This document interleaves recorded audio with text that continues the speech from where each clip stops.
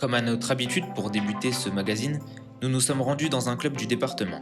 Cette fois-ci, c'est au Argonne FC que nous avons rendu visite et c'est James Turcato qui répond à nos questions.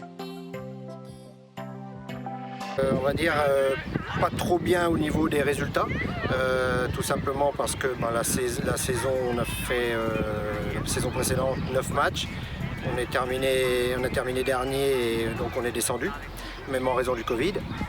Et puis là cette saison, saison blanche, mais que 6 matchs, donc difficile à vivre sportivement et aussi financièrement pour les clubs.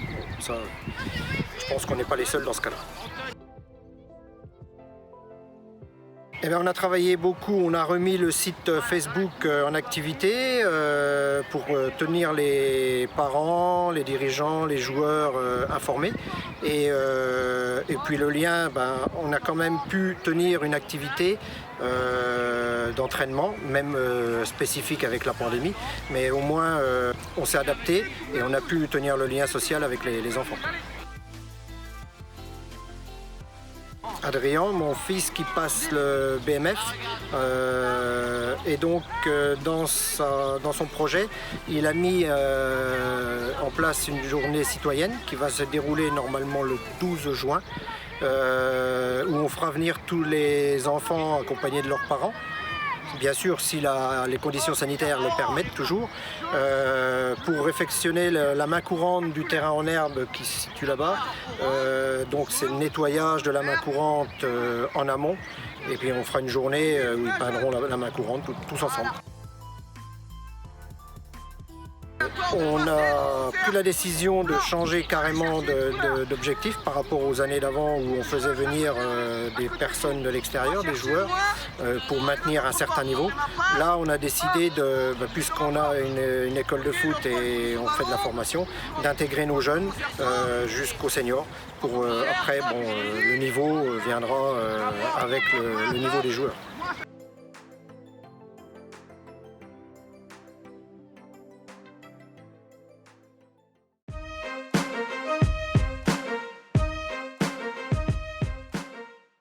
Donc Reims Sainte-Anne Sport, qu'est-ce que c'est? C'est simple, c'est une section du club Omnisport de Reims Sainte-Anne, qui a longtemps été axé sur le football et qui maintenant propose différentes activités.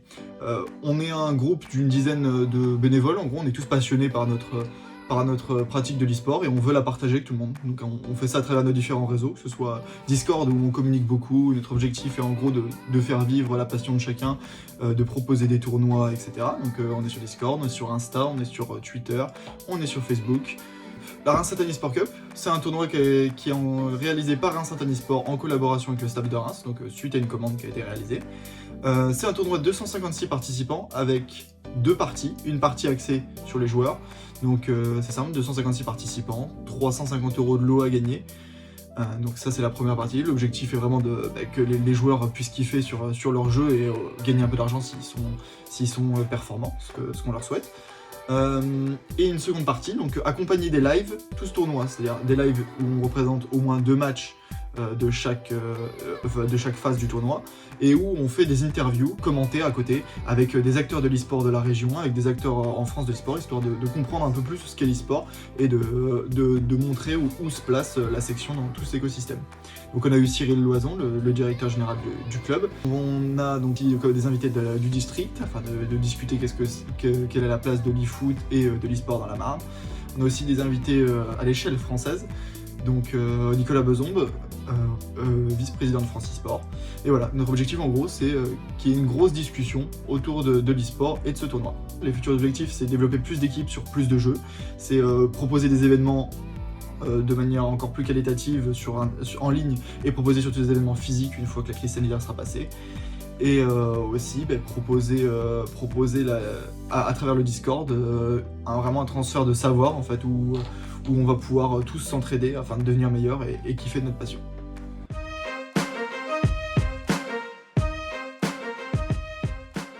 Bonjour à toutes, bonjour à tous.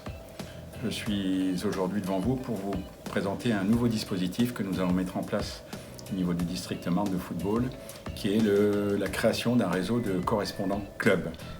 Et après en avoir discuté avec le comité directeur, nous avons décidé que les membres du comité directeur seraient des correspondants de club.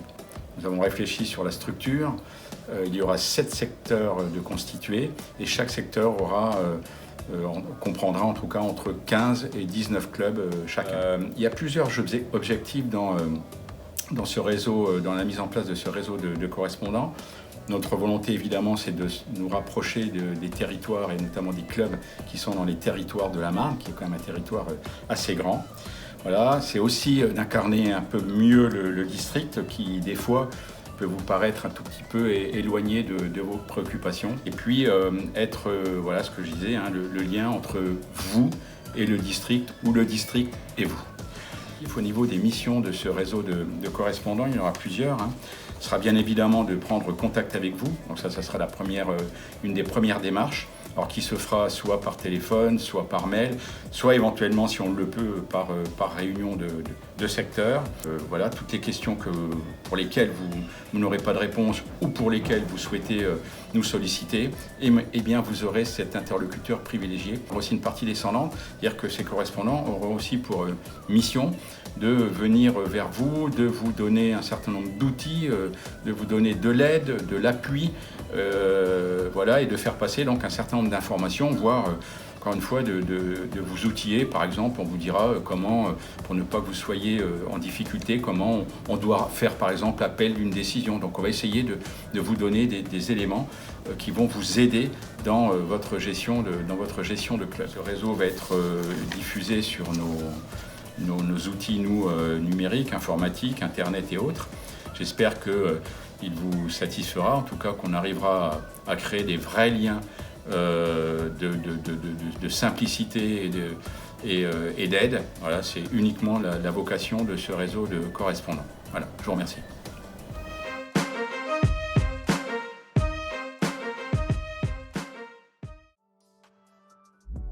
Direction La Chaussée-sur-Marne avec la classe de CE2 CM1 qui a été lauréate académique de la création dynamique du projet Foot à l'école. Madame Laurent et ses élèves nous en parlent. Notre projet, ça a été d'organiser des Jeux Olympiques dans notre classe. Donc il y a 4 équipes et le but était de faire un sport qui serait mondial. Et ce sport qu'on a choisi, c'est le foot, d'où l'opération Foot à l'école. La règle du jeu du foot, c'est un truc que je connais bien, parce qu'on a fait différentes activités. Je suis dans un secteur où on fait du handball, du foot et tout ça, donc je connais les séances montées et comment on fait pour leur amener les règles en fait. Alors c'est eux qui ont entièrement choisi en fait, c'est eux qui ont eu envie de faire une sorte de JT, un peu comme s'ils étaient des vrais commentateurs sportifs. Et du coup on a choisi les différents rôles qu'ils pouvaient avoir, d'où les supporters, les joueurs, etc. Et ils ont réfléchi à qu'est-ce qu'on pouvait ressentir quand on jouait au foot et quand on jouait avec des personnes qui avaient une langue étrangère. CE2 CM1, aujourd'hui nous assistons à un match exceptionnel.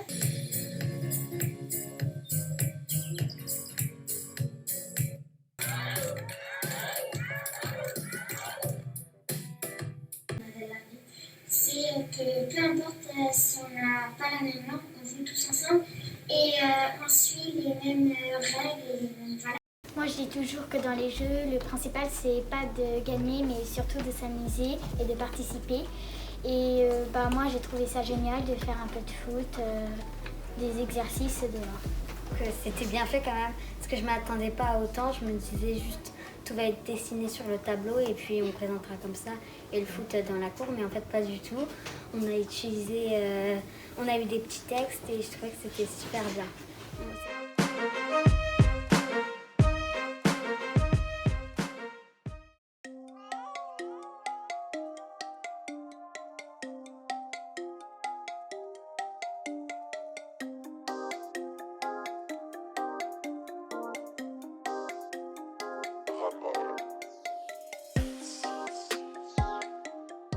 Je m'appelle Martin Adeline, je joue au Stade de Reims et je suis milieu de terrain. Et donc j'ai commencé à Rodez le foot, 4 ans et demi. Et ensuite je suis venu à Épernay en U10. Et c'est là que tout a commencé en fait dans le foot. Et en U12, il y a le Paris Saint-Germain qui est venu. À ma surprise quand même, je fais 4 ans au Paris Saint-Germain et malheureusement au bout des 4 années, il y a eu un événement avec ma maman qui a une maladie et je me suis permis et j'ai demandé à rentrer ici pour pour rester avec elle. Donc voilà, et je me retrouve maintenant au Stade de Reims. Il y en a une qui m'a marqué, c'était à Avise. Je représentais la Marne et voilà, je crois qu'on avait gagné, c'était des bons moments. J'étais à Côte-le-Gré à Épernay, avec Antoine Diaz et Alexis Roquette.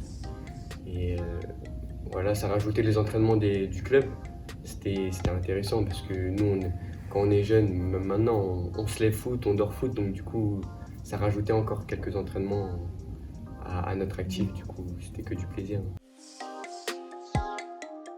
Tout s'est bien passé, hein.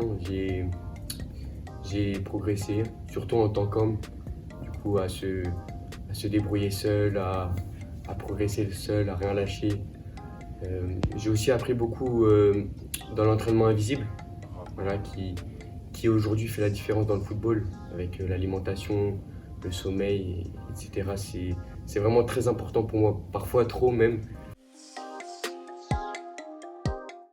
Franchement, belle adaptation. Franchement, c'est un club convivial et puis c'est à côté de chez moi. Je me sens chez moi, tout le monde m'a bien accueilli. Donc, la saison se passe super bien. J'ai réussi à gratter un match en N2 avant les confinements. Depuis janvier, on a repris les matchs. Ça m'a permis de faire une sélection en équipe de France il n'y a pas longtemps.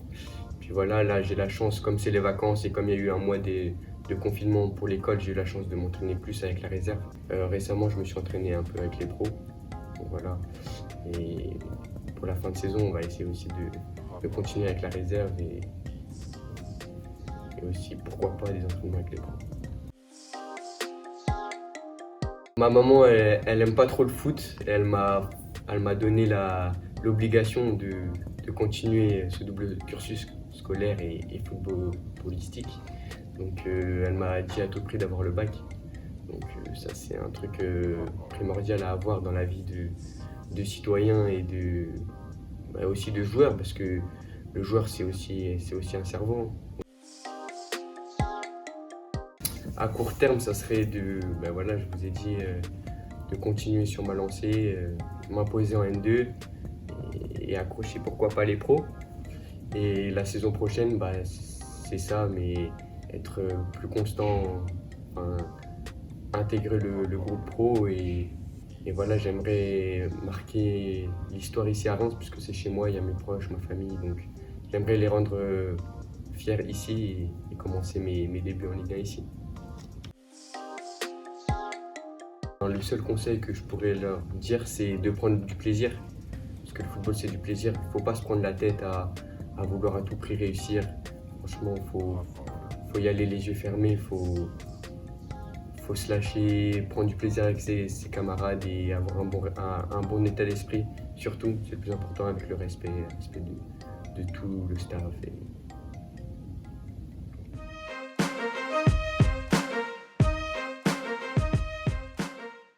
Alors bonjour, Eric Mode, responsable de l'agence Loxam Access à Reims et je fais partie aussi du comité directeur du district Marne. Nous sommes partenaires du district Marne depuis aujourd'hui 4 ans via notre société Loxam en général.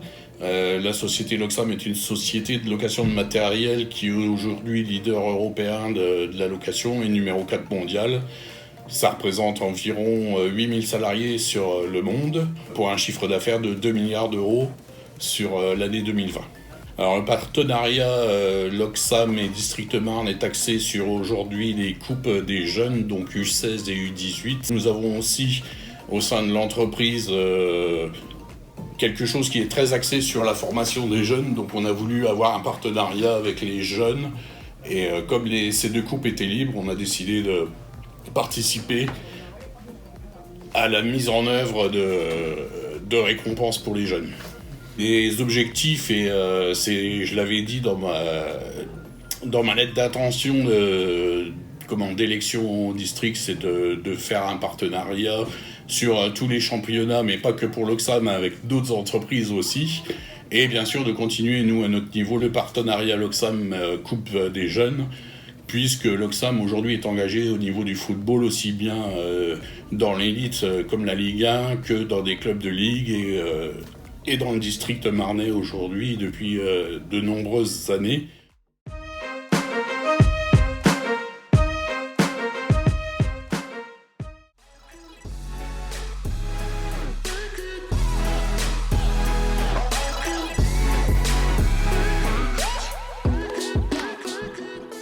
La District Marne TV, c'est terminé pour aujourd'hui. Merci à toutes et tous pour le visionnage.